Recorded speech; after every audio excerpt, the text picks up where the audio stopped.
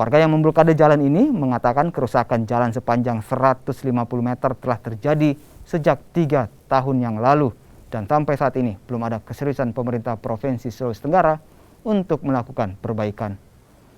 Menurut warga, aksi blokade jalan adalah bentuk kekecewaan masyarakat kepada pemerintah yang tidak serius menangani jalan rusak yang merupakan jalan penghubung beberapa kabupaten di Sulawesi Tenggara. Kerusakan jalan ini juga sering menimbulkan kecelakaan lalu lintas.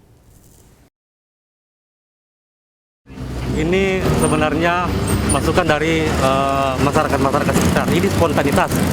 Karena kemarin itu ada kejadian yang sempat orang jatuh itu hampir, bayangkan kalau di jalan itu jatuh, dia tenggelam.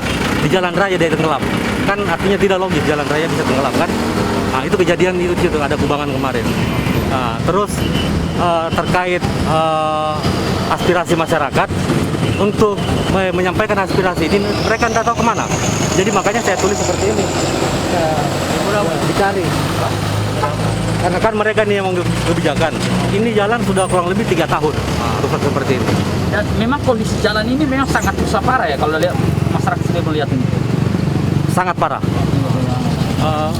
Bisa dikatakan jalan ini kan yang menghubungkan 4 kabupaten.